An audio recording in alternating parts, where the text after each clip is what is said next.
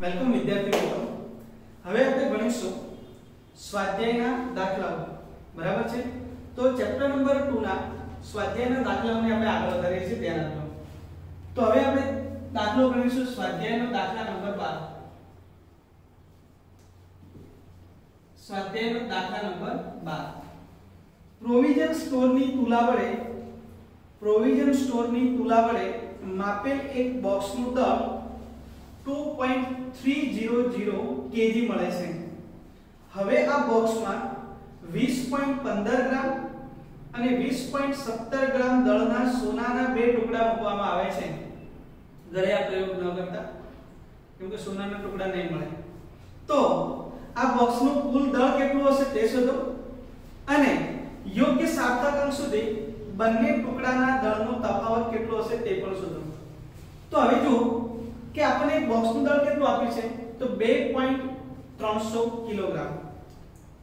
આ બોક્સમાં 20.15 ગ્રામ અને 20.17 ગ્રામ દળના સોનાના બે ટુકડા આપણે મૂકવાના છે. તો બોક્સનું કુલ દળ હું ડાયરેક્ટ શોધું છું. થોડું ધ્યાન આપજો. સોલ્યુશન ડાયરેક્ટ જ કરું છું. ધ્યાન આપજો કે બોક્સનું કુલ દળ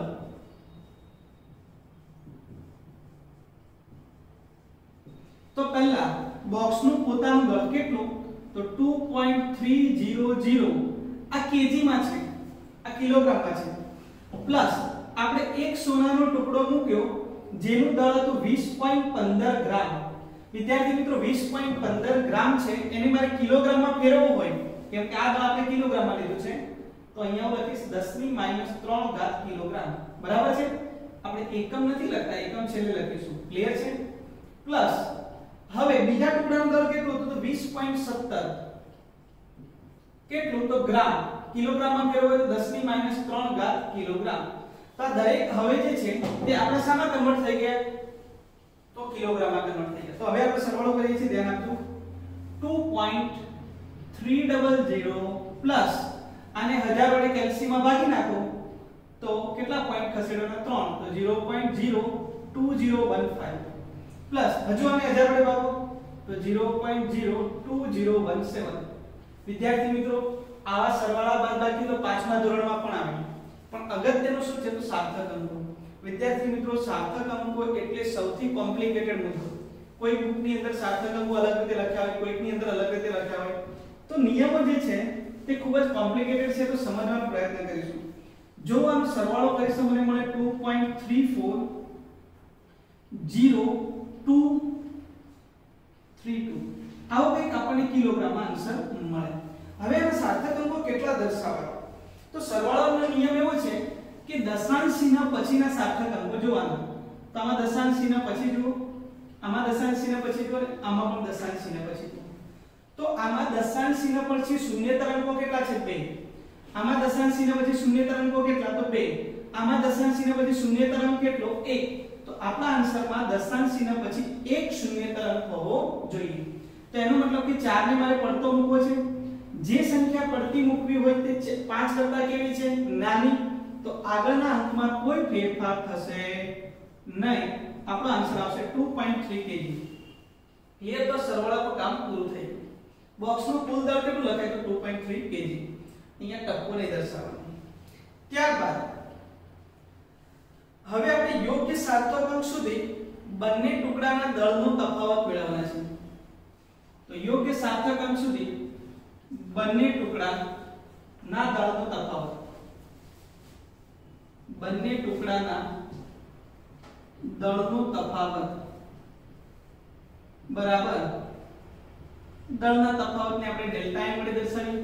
ચલ આ બંનેની બાદબાકી કરીએ છીએ. આનું મૂલ્ય વધારે છે એટલે this માઈનસ this કરીએ એટલે 20.17. હું આને ગ્રામમાં જ રાખી દઉં કેમ કે બંને ગ્રામમાં છે વિદ્યાર્થી મિત્રો, તેમાં કઈ ફરક પડવાનો નથી. 20.17 ગ્રામ માઈનસ 20.15 ગ્રામ, તો આપણો આન્સર ગ્રામની અંદર આવશે. તો આમ જોવા જઈએ તો કેટલો આન્સર આવે 0.02 17 માઈનસ 15 એટલે 2. બરાબર છે? ગ્રામ. આ આપણો આન્સર ગ્રામમાં છે. બરાબર? હવે કેટલા તો આના પછી દશાંશ ચિહ્ન પછી તો જો કેટલા અંકો છે 2. આમાં કેટલા અંકો છે 2. આમાં કેટલા અંકો આવશે ભાઈ 2 અંકો આવશે. સમજણ પડી? તો અહીં આપણે આન્સર મેળવી શકીએ. તો આ દાખલા નંબર 12 કમ્પ્લીટ થઈ ગયો, જે એકદમ સરળ છે. પરંતુ ખાસ ધ્યાન રાખવાનું સાર્થક અંકો નક્કી કરવામાં બહુ કોમ્પ્લિકેટેડ મુદ્દો છે, તો એ વસ્તુ ધ્યાનમાં રાખીને આપણે દાખલો સોલ્વ કરીશું.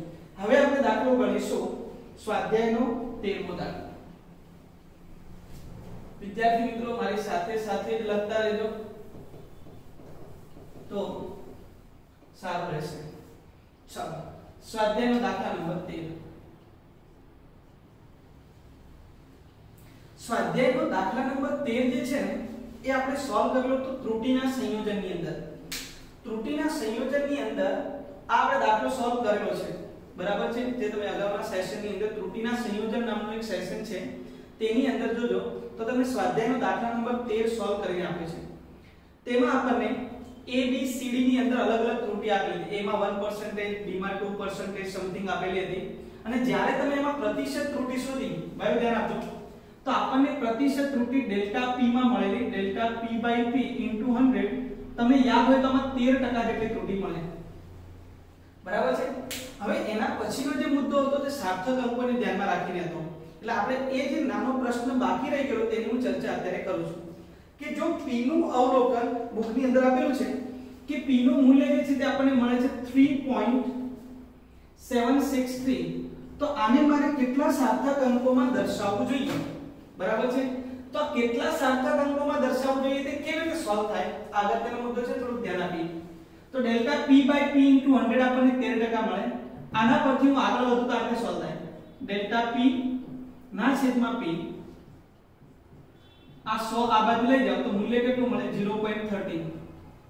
ડેલ્ટા p/p બરાબર 0.13 * p, p નું મૂલ્ય છે 3.763. એનો મતલબ આ બંનેનો ગુણાકાર કરવાનો. વિદ્યાર્થી મિત્રો જ્યારે હું ગુણાકારની વાત કરું, સોરી અહીંયા ડેલ્ટા p આવશે કેમ કે p નું મૂલ્ય અહીંયા આપણે બીજું લઈ લીધું તો આ ડેલ્ટા p આવશે. વિદ્યાર્થી મિત્રો જ્યારે આપણે ગુણાકાર કરતા હોઈએ ત્યારે ગુણાકારની અંદર સાર્થક અંકોનો નિયમ તમને યાદ હોવો જોઈએ કે જે બે સંખ્યાનો ગુણાકાર કરીએ છીએ તેમાં લઘુત્તમ સંખ્યાના સાર્થક અંકો હોય તે જ આપણા આન્સરની અંદર હોવા જોઈએ. તો હવે તમે વિચાર કરો કે આની પાસે સાર્થક અંકો કેટલા, તો 2. આની પાસે કેટલા, 4. તો આપણા આન્સરની અંદર સાર્થક અંકો કુલ કેટલા હોવા જોઈએ, 2. એટલે આપણે p ને કેવી રીતે દર્શાવી શકીએ, તો 2 સાર્થક અંકો મળે તે રીતે દર્શાવી શકીએ. તો સાર્થક અંકોને ધ્યાનમાં રાખી જો મારે p નું મૂલ્ય લખવું હોય તો p બરાબર કેટલા લખી શકાય, તો 2 સાર્થક અંકો લેવાના એટલે કે 3 અને 7. તો 6 જે છે એને આપણે ડ્રોપ કરવાનો, પડતો મૂકવાનો. 6 એ 5 કરતા મોટી સંખ્યા હોવાને કારણે અગાઉની સંખ્યામાં 1 ઉમેરાય એટલે p નું મૂલ્ય મળશે 3.8. તો 3.8 કેવી રીતે આવે તેની ચર્ચા આપણે કમ્પ્લીટ કરી. સમજણ પડી વિદ્યાર્થી મિત્રો? તો આ એક સરળ દાખલો કમ્પ્લીટ થઈ ગયો. ચાલો તો આ વાત થઈ ગઈ સ્વાધ્યાયનો દાખલો નંબર 13. Very simple. આવું તમારે બોલવાનું દરેક દાખલાની અંદર મેં અગાઉ પણ કર્યું છે. હવે આપણે સોલ્વ કરીએ છીએ સ્વાધ્યાયનો 14મો દાખલો, બરાબર છે, જે પારિમાણિક વિશ્લેષણ પર આધારિત છે. સરસ દાખલો છે ભાઈઓ.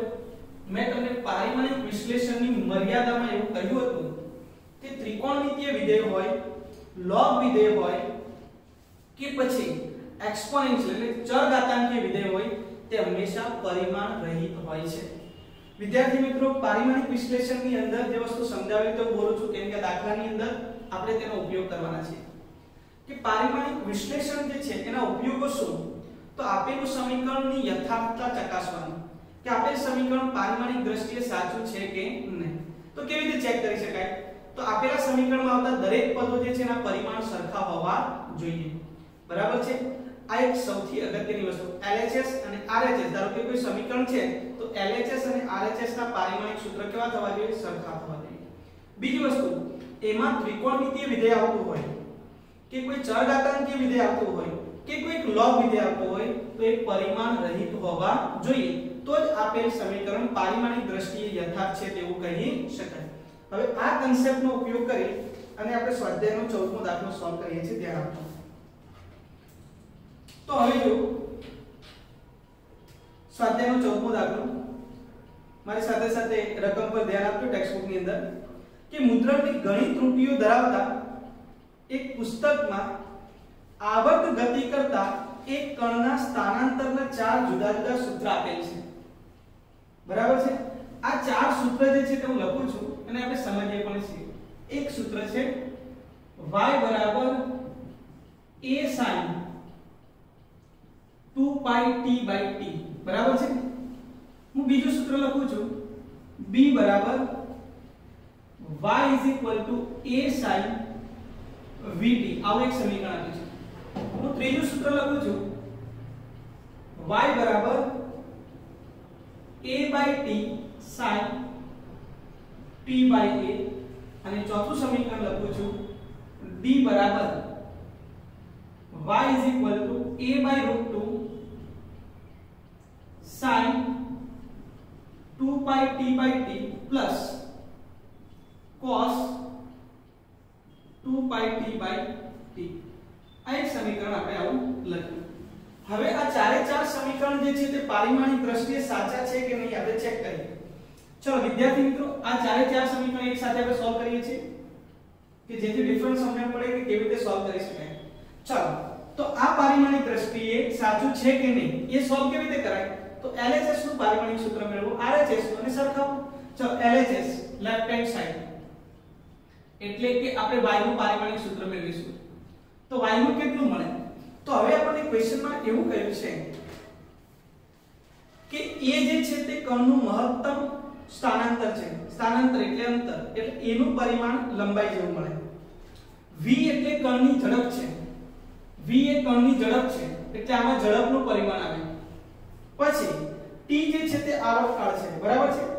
a જે છે તે સ્થાનાંતર છે, v ઝડપ છે અને t આવર્તકાળ છે। તો આના આધારે હવે દાખલા સોલ્વ કરું છું, ધ્યાન આપજો। y એ સ્થાનાંતર એટલે એનું પરિમાણ આવે લંબાઈ L1। ચાલ, આ થઈ ગયું પહેલું, આપણે LHS પૂરું। હવે RHS ની વાત કરીએ। RHS બરાબર a sin 2 pi t/t। ચલો, a એટલે શું? તો લંબાઈ, સ્થાનાંતર છે એટલે એનું પરિમાણ આવે L1।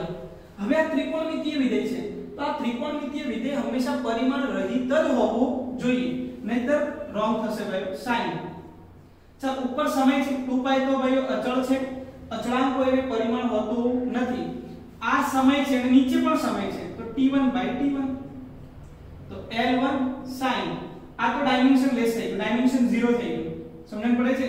આની પાસે કોઈ ડાયમેન્શન નથી તો એનો મતલબ આપણું ડાયમેન્શન શું વધ્યું? L1। તો સમીકરણ 1 અને 2 પરથી LHS બરાબર RHS, સમીકરણ 1 અને 2 પરથી LHS બરાબર શું લખી શકાય? RHS। આપેલ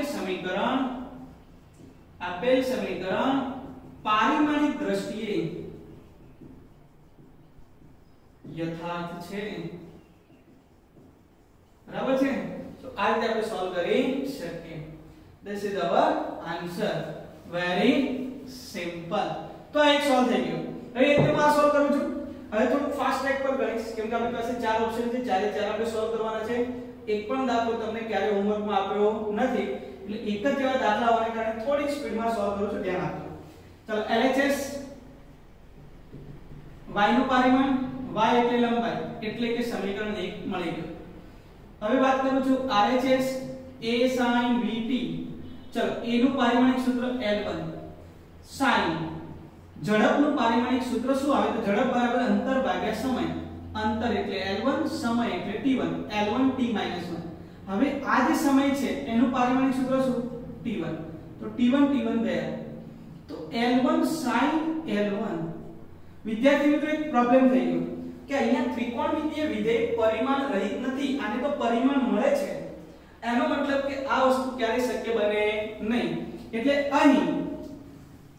અહીં ત્રિકોણમિતીય વિધેય પરિમાણ રહિત નથી, માટે આપેલ સમીકરણ પારિમાણિક દ્રષ્ટિએ યથાર્થ નથી એટલે કે સાચું નથી। આ રીતે આપણે બીજું સમીકરણ પણ સોલ્વ કરી શકીએ। હવે ત્રીજા સમીકરણની વાત કરીએ।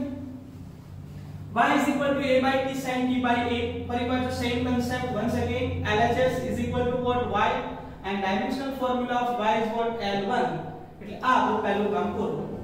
હવે RHS ની વાત કરીએ. RHS બરાબર a/t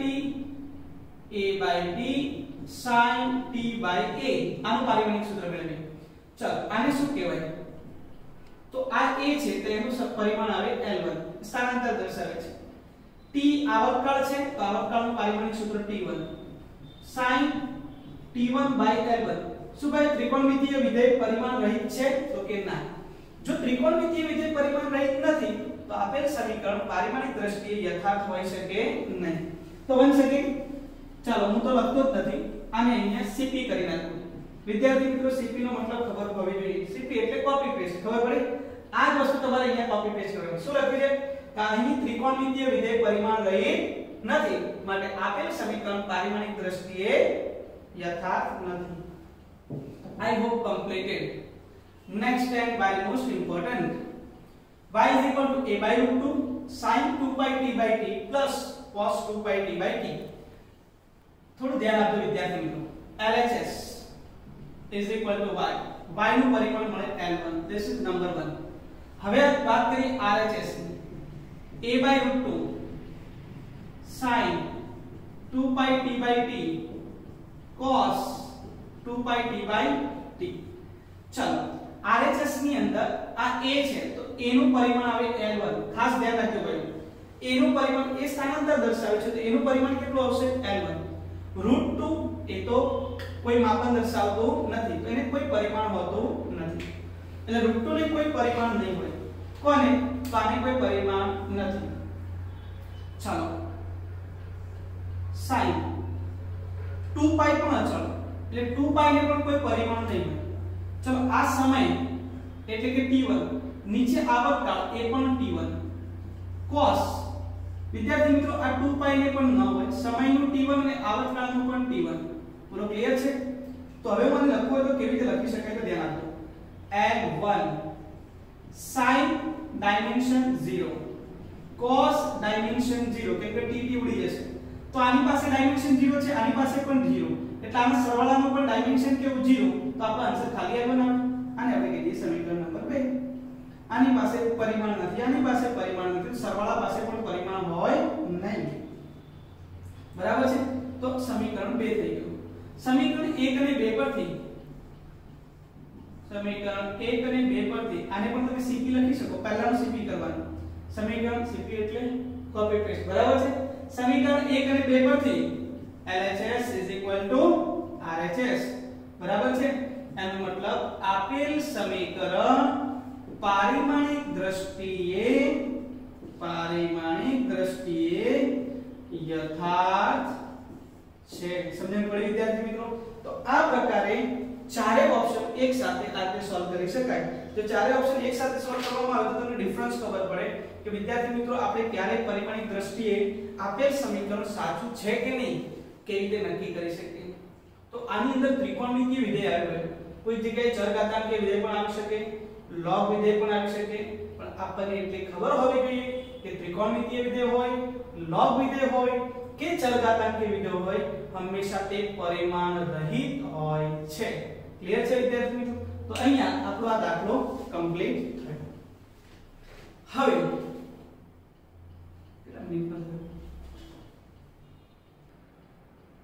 ચલો વિદ્યાર્થી મિત્રો હવે આપણે સ્વાધ્યાયનો દાખલા નંબર 15 જોઈએ.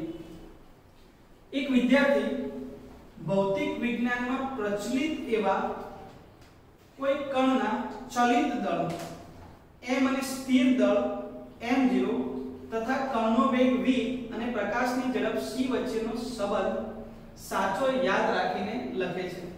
એક સમીકરણ છે સાપેક્ષવાદનો સિદ્ધાંત છે. આ સાપેક્ષવાદના સિદ્ધાંતની અંદર એક ચલિત દળનું સમીકરણ છે. ચલિત દળ એટલે દળમાં જે ફેરફાર થતો હોય તે અને એક સ્થિર દળ છે એની વચ્ચેનો સંબંધ. એમાં ચાર ભૌતિક રાશિ આવે. એક ભૌતિક રાશિ એટલે સ્થિર દળ આવશે m0 વડે દર્શાવીશું. ચલિત દળને આપણે m વડે દર્શાવીએ છીએ. પ્રકાશની ઝડપ જે છે એને આપણે c વડે દર્શાવીએ અને કણનો જે વેગ છે એને આપણે v વડે દર્શાવીએ. આ ચાર ભૌતિક રાશિ પર આધારિત એક સમીકરણ છે જે વિદ્યાર્થી શું કરે છે યાદ રાખ્યું છે અને લખવાનો પ્રયત્ન કરે છે. પરંતુ અચળાંક c ને એટલે પ્રકાશની ઝડપ C ને ક્યાંક મૂકવો તે ભૂલી જાય છે અને સમીકરણ કેવું લખી નાખે છે, ખોટું લખે છે ભાઈ.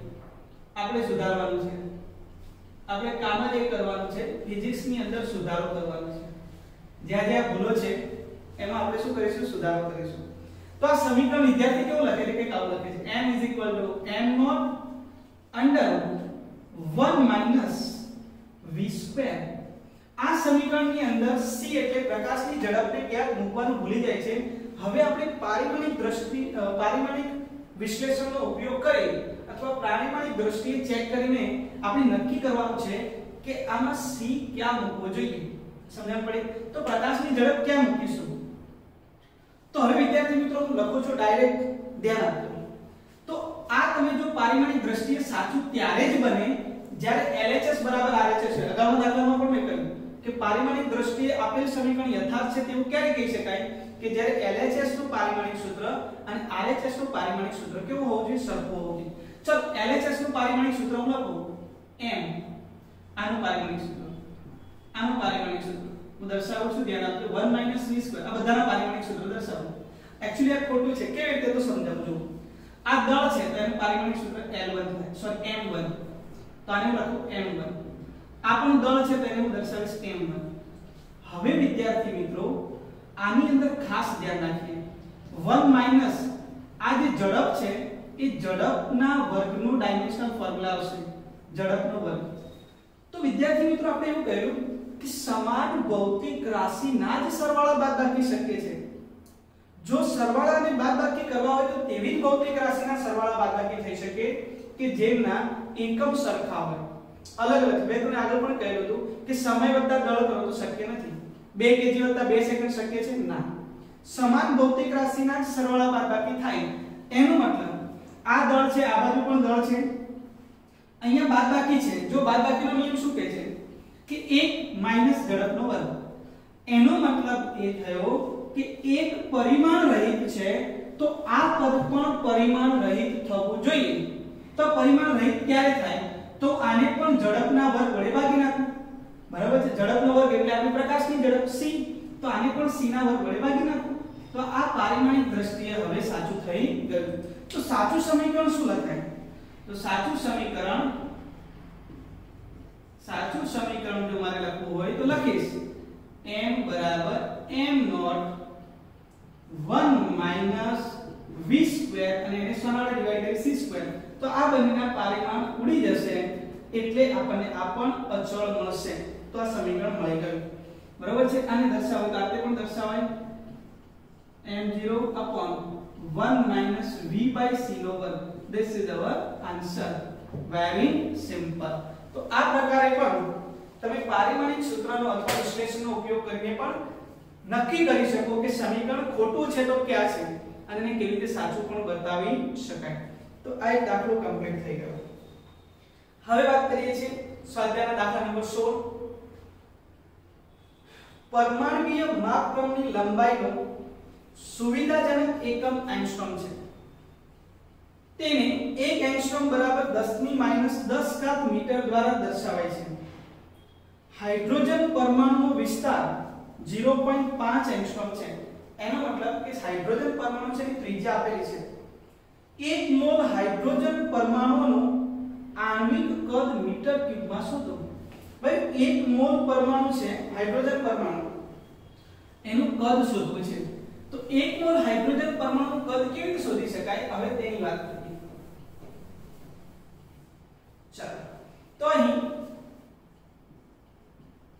આપણને ત્રિજ્યા આપેલી છે. હાઇડ્રોજન પરમાણુની ત્રિજ્યા વિસ્તાર આપેલ છે એ તેની ત્રિજ્યા થઈ જાય. અહીં હાઇડ્રોજન પરમાણુની ત્રિજ્યા r બરાબર 0.5 એંગસ્ટ્રોમ એટલે કે 5 × 10⁻11 મીટર. એંગસ્ટ્રોમ એટલે 10⁻10. બરાબર છે? આ લખીએ ડિટેલમાં 0.5 એંગસ્ટ્રોમ એટલે 10⁻10. એક પોઈન્ટ આ બાજુ ખસેડીએ એટલે આપણો આન્સર આવે 5 × 10⁻11 મીટર. હવે આપણે 1 મોલ પરમાણુનું દળ શોધવું છે. તો પહેલા આપણે શું કરીએ? તો તો હાઇડ્રોજનના એક પરમાણુનું કદ શોધીએ અને પછી આખા 1 મોલ પરમાણુનું આપણે કુલ કદ શોધીશું. તો હાઇડ્રોજનના પરમાણુનું કદ, હાઇડ્રોજનના પરમાણુનું કદ, આ એક પરમાણુની વાત ચાલે છે. V લખીશ 4/3 pi r cube. આવું લખાય, બરાબર છે. 4/3 pi એટલે 22/7 અથવા 3.4. આપણી પાસે કેલ્સી છે એટલે આપણે આવી રીતે લખીશું તો આપણો આન્સર પરફેક્ટ આવશે. r ની કિંમત કેટલી? તો 5 × 10⁻11 નો ક્યુબ. ક્લિયર છે વિદ્યાર્થી મિત્રો? આ આપણું મીટર ક્યુબ થઈ ગયું. આ જે કદ મળ્યું તે ફક્ત એક જ પરમાણુનું મળ્યું. હવે આપણે 1 મોલ હાઇડ્રોજન પરમાણુનું કદ શોધવું છે તો કેવી રીતે શોધીએ? ધ્યાન આપો. 1 મોલ હાઇડ્રોજન પરમાણુનું કદ બરાબર છે V = Na × V. આ એકનું કદ હતું, આ ટોટલ કદ થઈ ગયું. V ટોટલ લખી નાખો. ચાલો તો અલગ દર્શાવી શકાય. તો Na જેટલા પરમાણુ હોય તો કદ કેટલું? તો Na વડે ગુણી નાખો. ભાઈ આ જે છે Na ની કિંમત 6.023 10⁻23 ઇન્ટુ V ની કિંમત અહીંયા મૂકો 4/3 22/7 5 × 10⁻11 નો ક્યુબ. ભાઈ જ્યારે હું આ બધાની જ ગણતરી કરીશ ત્યારે મારો આન્સર આવવો જોઈએ 3154.9. આ બધાની ગણતરી. હવે આ ઘાત થઈ -33 અને આ 23 થઈ ગઈ એટલે 10⁻10 ઘાત સિવાયના પદોનો જો ગણતરી કરું તો આવો કંઈક આન્સર આવે. હવે આપણે કેટલા પોઈન્ટ લઈ જઈશું? 1 2 અને 3.1549 10⁻7 આ બધું મીટર ક્યુબમાં થઈ ગયું. હવે આપણે સાર્થક અંકની વાત કરીએ તો સાર્થક અંક શું કહે છે? તો આપણે જેના પણ ગુણાકાર કે ભાગાકાર કરતા હોય તેમાં જે સાર્થક અંક હોય તે આપણે ધ્યાનમાં લેવાનું. તો અહીંયા તો આપણી પાસે માપન ખાલી ત્રિજ્યાનું જ છે, બીજું કોઈ માપન નહીં. બાકી બધા અચળ છે. જો 4/3 પાઈ બંને અચળ, એને પણ કેવા અચળ. તો આપણે ત્રિજ્યાની વાત કરીએ છીએ અને ઘન કરીશું. ઘન એટલે ગુણાકાર, 3 વાર ગુણાકાર. તો ગુણાકારનો નિયમ શું કહે છે? એમાં કુલ સાર્થક અંકો કેટલા છે? તો આમાં સાર્થક અંકો કેટલા વિદ્યાર્થી મિત્રો? 1. તો આપણા આન્સરમાં પણ 1 સાર્થક અંક હોવો જોઈએ. ચલો 1 આ સાર્થક અંક જોઈએ છે. તેનો મતલબ આને મારે ડ્રોપ કરવાનો. 1 ને ડ્રોપ કરું તો આગળની સંખ્યામાં કોઈ ઉમેરો થશે નહીં. તો આન્સર આવશે 3 × 10⁻7 metre cube. This is our answer. Very simple. તો આ પ્રકારે તમે સ્વાધ્યાયનો 16મો દાખલો સોલ્વ કરી શકો.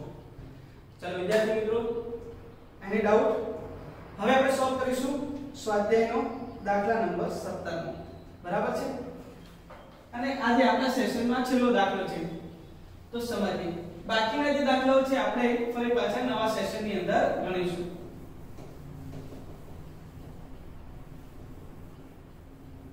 સ્વાધ્યાયનો દાખલા નંબર 17 નો સોલ્વ કરીએ.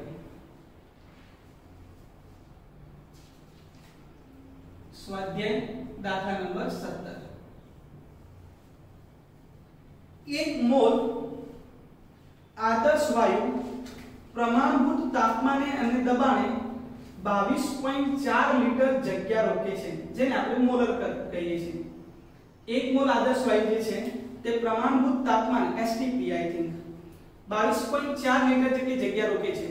તો 1 મોલ હાઇડ્રોજન વાયુ માટે મોલર કદ અને પરમાણવિક કદનો ગુણોત્તર શું થશે તે શોધો. વિદ્યાર્થી મિત્રો, મોલર કદની વાત કરી છે અને પરમાણવિક કદની. તમને આઈડિયા હોય તો આપણે આના પહેલા જ આપણે પરમાણવિક કદ શોધી નાખ્યું. 1 મોલ હાઇડ્રોજન પરમાણુનું કુલ કદ હમણાં આપણે શોધ્યું. કેટલું મળ્યું? 3 × 10⁻7. અને અહીંયા કહ્યું છે મોલર કદ અને પરમાણવિક કદનો ગુણોત્તર શોધવાનો છે. તો આપણે ફરી પાછો આ દાખલો સોલ્વ કરીએ છીએ. ધ્યાન આપો. તો હાઇડ્રોજન પરમાણુ અથવા હાઇડ્રોજન વાયુનું મોલર કદ કેટલું? તો હાઇડ્રોજન વાયુનું મોલર કદ હું સોલ્વ કરું છું. હાઇડ્રોજન પરમાણુ મોલર કદ કેટલું છે? Molar V of M 22.4 litre. 22.4 × 10⁻3 metre cube. આ મોલર કદ થઈ ગયું. હવે આપણે વાત કરીએ હાઇડ્રોજન વાયુ 1 મોલ વાયુ ના પરમાણવિક કદની વાત. હાઇડ્રોજન વાયુનું પરમાણવિક કદ 1 મોલ હાઇડ્રોજનની વાત છે. પરમાણવિક કદ કેટલા મોલ? તો 1 મોલ, બરાબર છે। ઉપરવાળામાં પણ પરિવાર છે, મોલર કદ છે એનો મતલબ જ મોલ થઈ ગયો। તો હવે જો ધ્યાન આપો, ડાયરેક્ટ શોધું છું, બરાબર છે। V એક પરમાણુ હોય તો એનું કદ 4/3 પાઈ r ક્યુબ, તો 1 મોલ હોય તો કેટલું? Na * 4/3 પાઈ r ક્યુબ। આપણા ક્વેશ્ચન ની અંદર હાઇડ્રોજન અણુનું પરિમાણ 1 એંગસ્ટ્રોમ આપ્યું છે। ભાઈ પરિમાણ એટલે શું? તો એનો વ્યાસ। આપણે આગળ પણ ચર્ચા કરી છે, પરિમાણ એટલે એનો વ્યાસ। તો ત્રિજ્યા કેટલી થાય?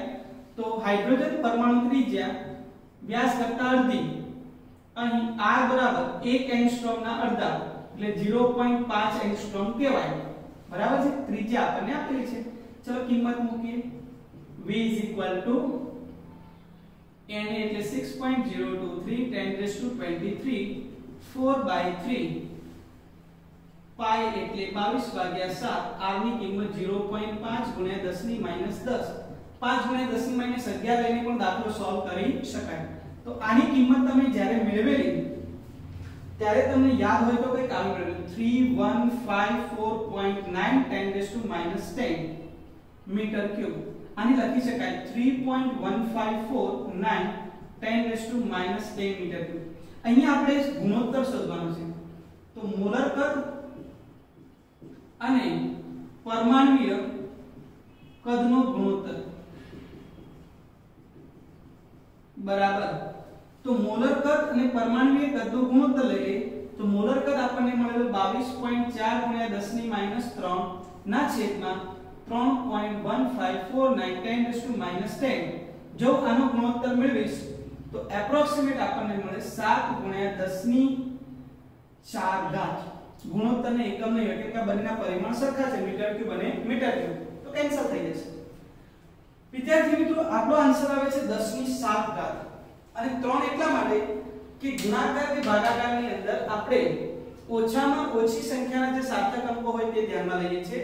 અહીંયા આપણી ત્રિજ્યા આપેલી છે 0.5 એંગસ્ટ્રોમ, જેમાં સાર્થક અંકોની સંખ્યા કેટલી છે? 1 જ છે, તો આપણા આન્સરની અંદર પણ એક જ સાર્થક અંક હોવો જોઈએ, એ પ્રમાણે આપણો આન્સર હોવો જોઈએ। ગુણોત્તર મેળવો અને સોલ્વ કરીને એક સાર્થક અંકની અંદર દર્શાવવાનો પ્રયત્ન કરો। વિદ્યાર્થી મિત્રો આટલો મોટો તફાવત અથવા ગુણોત્તર આટલો મોટો કેમ મળે છે તે અહીંયા ચર્ચા કરવાની છે। કારણ જો ભાઈઓ આ 1 મોલ વાયુનું કદ છે, આ જે છે તે હાઇડ્રોજનના વાયુના 1 મોલ પરમાણુનું કદ છે। તો જ્યારે 1 મોલ વાયુના પરમાણુઓ હોય તો વાયુની એક વિશેષતા છે કે પરમાણુઓ વચ્ચેનું અંતર ખૂબ જ વધારે હોય। ઘન, પ્રવાહી અને વાયુ વચ્ચેનો જો તફાવત બેઝિક ખબર હોય તો ઘનની અંદર અણુઓ જે છે ખૂબ જ નજીક રહેલા હોય છે, એકબીજાને જકડાઈ નહીં, સમજણ પડી? જ્યારે પ્રવાહીમાં તેના કરતાં થોડાક દૂર એટલે કે ઓછા બળથી જકડાયેલા હોય, જ્યારે વાયુની અંદર પરમાણુઓ ખૂબ જ ઓછા બળથી જકડાયેલા હોવાને કારણે એકબીજાથી દૂર હોય ત્યારે એનું કદ કેવું મળે? વધારે મળે। સમજણ પડી વિદ્યાર્થી મિત્રો? માટે આપણને આ ગુણોત્તર ખૂબ જ મોટો મળે છે। તો આ જે છે તે આપણો સ્વાધ્યાયનો 17મો દાખલો પણ અહીંયા કમ્પ્લીટ થયો। ક્લિયર છે વિદ્યાર્થી મિત્રો? તો આ સેશનની અંદર અહીંયા સુધી આપણે અટકીએ છીએ। એના પછીના સેશનની અંદર ફરી પાછા આપણે મળીશું, બાકીના સ્વાધ્યાયના દાખલા પણ આપણે એમાં સોલ્વ કરીશું। થેન્ક યુ અને હવે મળીશું નેક્સ્ટ સેશનની અંદર।